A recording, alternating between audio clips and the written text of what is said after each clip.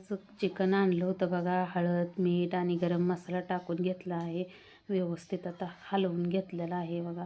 खोबऱ्याचा कूट पण टाकून घेतलेला आहे. आता व्यवस्थित सर्व चिकन व्यवस्थित हलवून घेऊया बघा.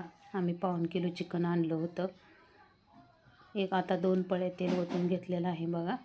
आणि जिरे पुन्हा अद्रक लसूणची पेस्ट टाकून घेतलेलं आहे. आता व्यवस्थित पळीनं हलवून घेतलेलं आहे. बघू शकता किती छान आता फोडणी कडून झालेलं आहे. आता हळद मीठ लावून घेतलेलं चिकन टाकून घेऊया. आणि आमची साधी पद्धत आहे चिकन बनवण्याची. तुम्ही कशी बनवता नक्की कमेंटमध्ये सांग. आता हलवून झालेलं आहे. आता पातेल्यावरती ताट ठेवून घेऊया आणि त्यात थोडंसं पाणी ओतून घेऊया, जेणेकरून वापरलेलं पाणी आपल्याला चिकनमध्ये टाकता येईल. आता 10-15 मिनटं चिकन शिजण्यासाठी ठेवलं होतं. आता बघा वाफलून झालेलं आहे, पाणी सुटलेलं आहे. आता थोडंसं उकडलेलं पाणी ओतून घेऊया. आणि आता बघा गरम मसाला, चिकन मसाला घेतलेला आहे. आलं लसूण खोबरं टाकून घेतलेलं आहे. लाल मसाला 1 पळी टाकलेला आहे.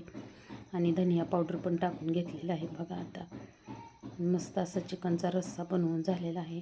तुम्हाला कसा वाटला नक्की कमेंटमध्ये सांगा.